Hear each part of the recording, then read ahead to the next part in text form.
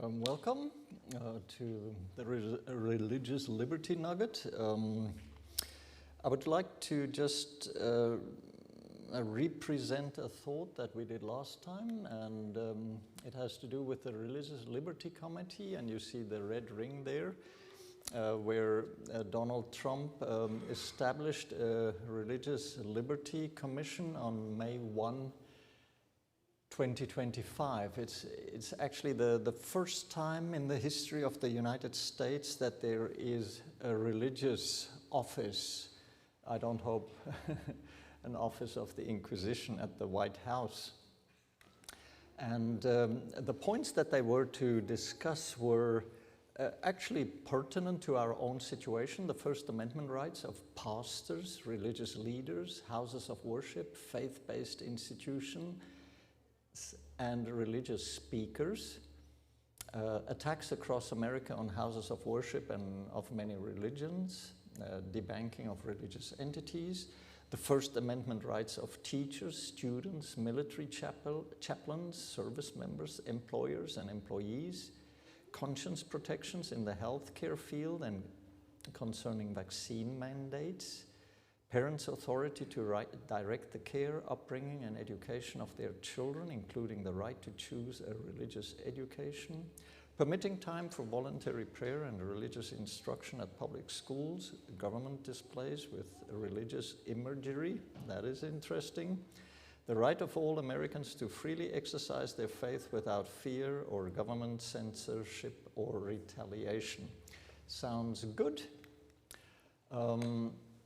Then on June 26, the Religious Liberty Commission presented its report. And the thing that struck the listeners and the readers was that here a note from Associated Press: a Trump Commission urges bridges between church and state in sweeping draft report. And then we read that also from Associated Press here: while the Commission report downplays the separation of church and state, the Commission didn't go so far as to call it a lie, as the Commission chairman, Texas Lieutenant Governor Dan Patrick, did in April. But it largely took the stance that the idea is misapplied. We'll skip the next paragraph. Still, Patrick pressed the issue at the news conference, saying the phrase separation of church and state was used to batter and hammer people of faith for decades. Americans cannot be attacked by that phrase any longer. Now, we do not know exactly where this will go, because there was a 15-day time window for comments, and I asked Sandy to send around the details, and I do not know whether some of you wrote a little comment to the Religious Liberty Commission. And is there somebody who did it? Yeah, thank you. Yeah, and we know of others who did it. That was really positive. So, if it is within the legal framework, the president can issue a presidential order. If it changes the law situation, then you would have to go through Congress, and that would be a far longer process. So we do not know exactly what the outcome of this will be. We will keep ourselves informed. Now, I would like to jump to a completely different situation, and that is Barabbas. Barabbas was the one that was chosen instead of Christ. And we read here in the Desire of Ages, it says, the Roman authorities held a prisoner named Barabbas who was under sentence of death. This man had claimed to be, and get this, he had claimed to be the Messiah. So there were two messiahs competing for the attention at the time of Christ. He claimed authority to establish a different order of things. Did Christ establish a different order of things? Yes, in a sense, in a spiritual sense, but this guy wanted to do it in a physical. Under satanic delusion, he claimed that whatever he could obtain by theft and robbery was his own.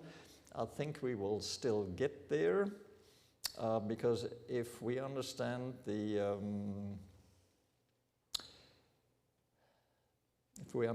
prophecy correctly, it's my belief that civil war will once more come to this country, and it will come according to the spirit of prophecy, because the divide between rich and poor will be so massive that the war will be the taking of the goods from the rich that have accumulated this wealth in an unrighteous way. He had done wonderful things through satanic agencies, so he had worked miracles, and he had gained a following among the people and had excited sedition against the Roman government. So what was he saying in our modern American political lingo? Make Israel great again. Do you get that?